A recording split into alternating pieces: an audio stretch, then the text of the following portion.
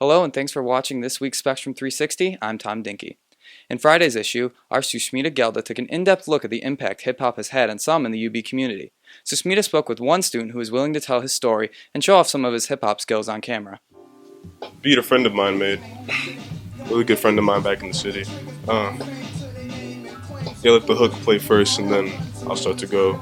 Watching the trees fall by the windmills and the windows and thimbles without crescendos. Sitting out my project window, looking out to the hopelessness. I see the crackheads, I see the young teens, I see the drugs flowing in the seams. I see the pressure building, watch it pop out cautious seams. I watch the ostracism of the vision of the mind that isn't listening in, trying to find something to hold on to.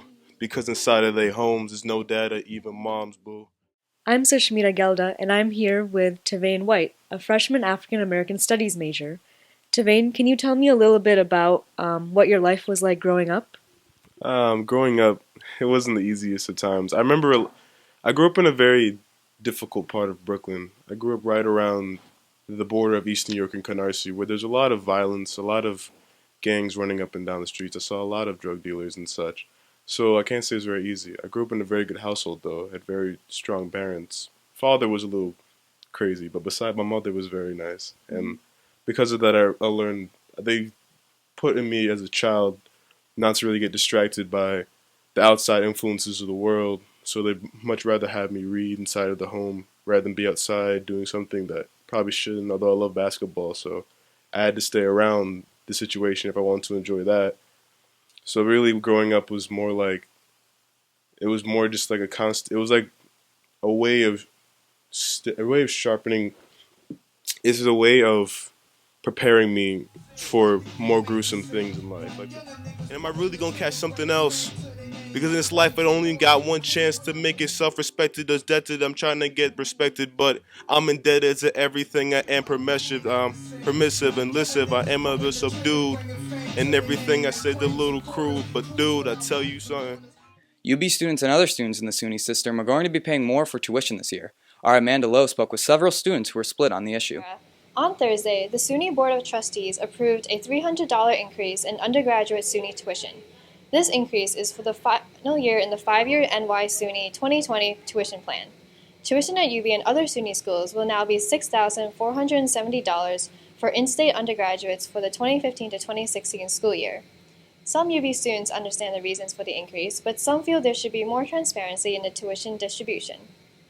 Maria Apruzzese, a first-year graduate law student, said UB's tuition is already low compared to other universities. It doesn't seem that much compared to what some other schools are doing, and probably compared to the cost that the school has had to face in the recent years. Others, like Emmanuell McBryde, a senior health and human services major, disagree. Some people may believe it's okay, but for people who have to take out loans, the constant increase in costs means that we're kind of further putting ourselves in more and more debt. You know, each and every time we have to take out loans to kind of compensate for the increase. So. Navid Siddiqui, a sophomore exercise science major, said he would be less reluctant to pay the increase if he was aware of where the money was going. I mean, if there was more transparency, definitely, we pay a student fee and student life, student association, they use that money to, provide activities for students. And, I don't mind paying a student activity fee. So if I knew where that $300 was going, I'd probably be more or less reluctant. John Delacontrada, UB spokesperson, said the plan has helped UB to make multiple advancements, like the hiring of 277 total faculty members. It also added to the $3 million investment of the revamped general education program. The 5-year tuition plan ends in 2016, and there are currently no plans for a similar legislation for the future. For Spectrum 360, I'm Amanda Lowe.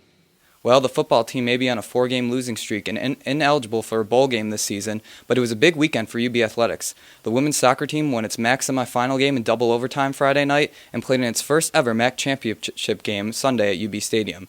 Assistant sports editor Quentin Haynes and I were down on the field to cover the action.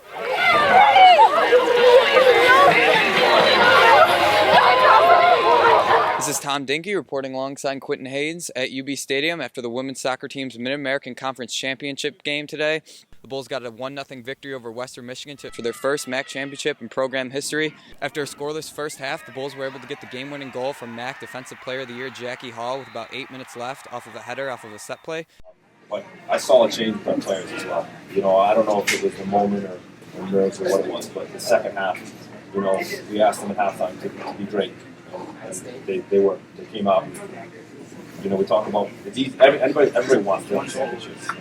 Quentin, what can I change from the first half to the second half? In the first half, Western Michigan was really controlling the tempo. They were allowing Buffalo to force themselves into turnovers and get shots on goal. But in the second half, you really saw that Buffalo got pushed the tempo, and they got a lot of shots on goal. At one point, I believe, 20 minutes left, I believe they had exactly 3 consecutive shots on goal. So it just seemed like a matter of time until Buffalo was going to score, and that's what happened. Lots of fans here out to support the Bulls today. Quentin, do you think the Bulls kind of had that home field advantage kind of feel today? 100%. There was cowbells, there were screaming fans, and it really got Buffalo into the mood and to get into the net. And they had a good home field advantage crowd. There's a lot of cowbell, there's a lot of screaming, and the fans were really good for this game. Obviously a very emotional win for the players here today. A lot of players speechless after the game, after winning the first MAC championship in program history. I can't even, as you can tell, I'm speechless. It's something that, as you're a little kid, you dream about things like this. And I've been waiting my whole life for it to be like, you know what, you're going to an NCAA tournament, you're playing an NCAA game.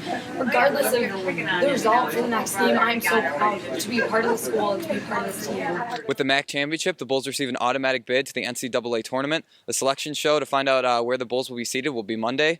Reporting alongside Quentin Haynes, I'm Tom Dinky.